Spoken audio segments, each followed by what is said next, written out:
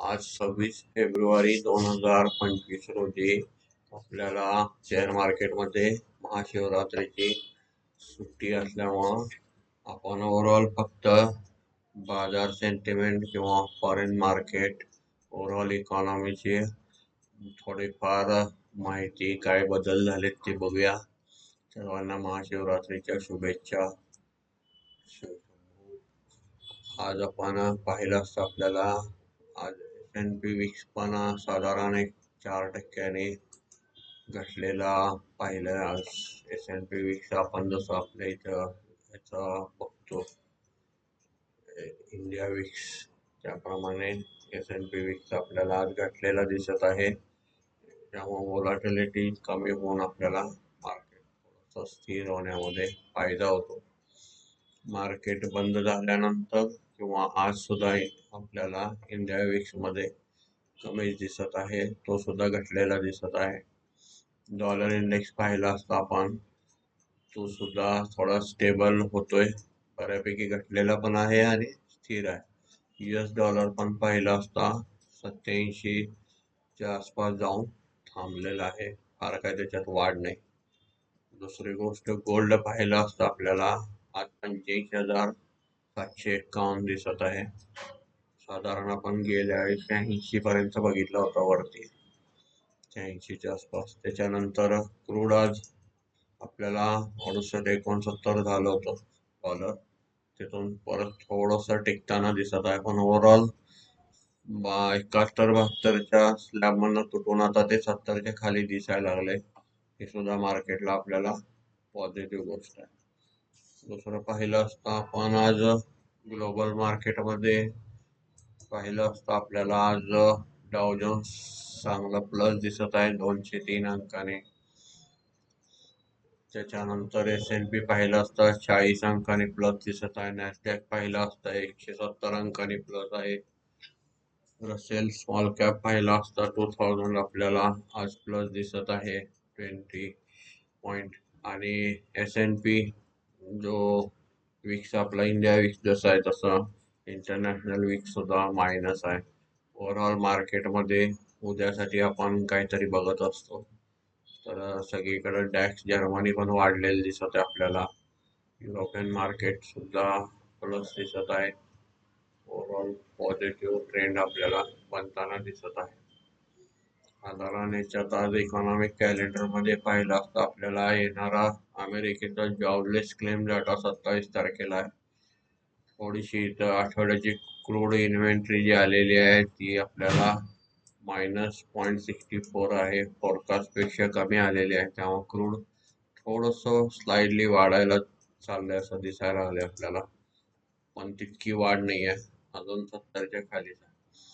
साधारण हे आपण डेटा जे बघत असतो किंवा हे जे येणारे इकॉनॉमिक कॅलेंडरचे डाटा असतात, ह्याचं फार महत्व असतं, त्याच्यावर आपलं इकॉनॉमी काम करत असते. साधारण येणाऱ्या आठवड्यामध्ये आपल्याला क्रूड ऑइल इन्व्हेंटरी इथं आलेली दिसत आहे.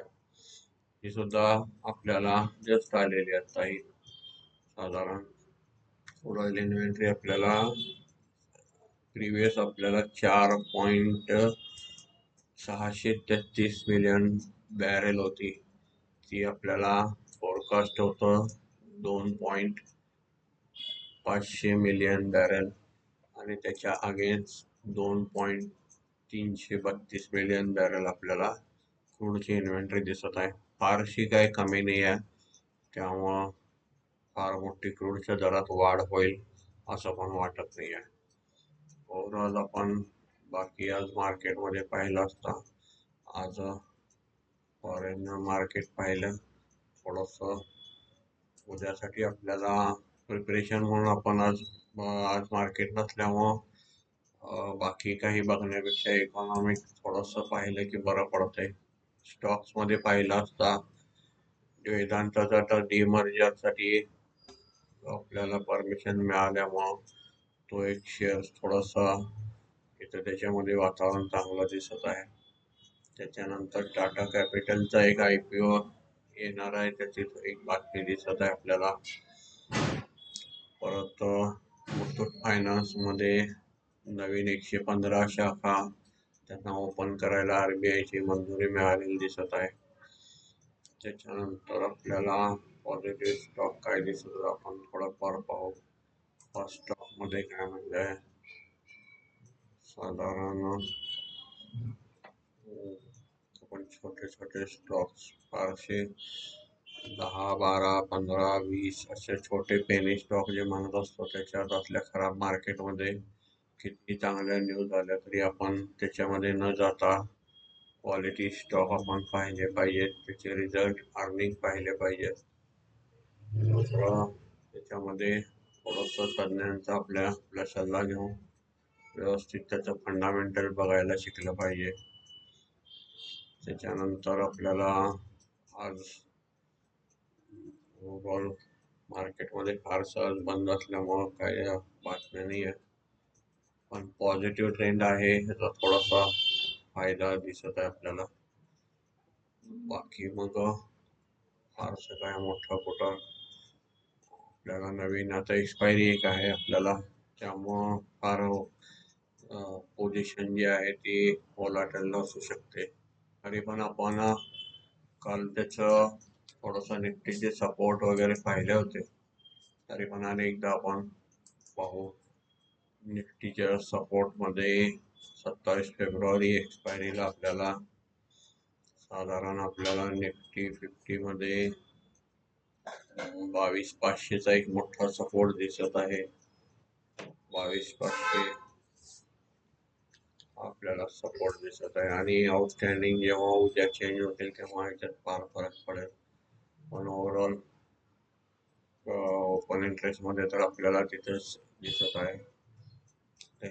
मध्ये पाहिलं तर आपल्याला 22,600 आणि 22,700 आपल्याला इथे ओपन इंटरेस्ट कॉल रायटिंग दिसत आहे. साधारण आपल्याला या दोन्हीच्या मध्ये कुठं एक्सपायरी येण्याची शक्यता अशी चिन्ह दिसतं.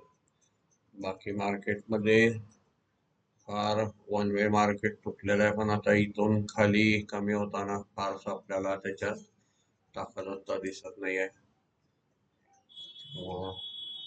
ओव्हरऑल आपण थोडंसं इन्व्हेस्टमेंट करताना कॉशियस चांगल्या पद्धतीने इन्व्हेस्टमेंट केली पाहिजे. ग्लोबल मार्केट आपण पाहिलं, गिफ्ट निफ्टी आपल्याला आज थोडेफार पॉझिटिव्ह दिसत होते, पण उद्या मार्केट ओपन झाल्याशिवाय आपल्याला आयडिया येणार नाही. आज 78 पॉईंट प्लस दिसायला लागले, आता चांगली फरक पडलेला दिसत आहे. त्यामुळं ओव्हरऑल आपल्याला 94 पॉईंट आता प्लस झालेले दिसत आहे. ओव्हरऑल पॉझिटिव्ह ट्रेंड मार्केटमध्ये दिसत आहे. म्हणजे जे काय मंदीचं आहे ते तात्पुरतं थांबलं किंवा टेम्पररी थांबलं की आपल्याला उद्याच्या मार्केटमध्ये कळेल. धन्यवाद.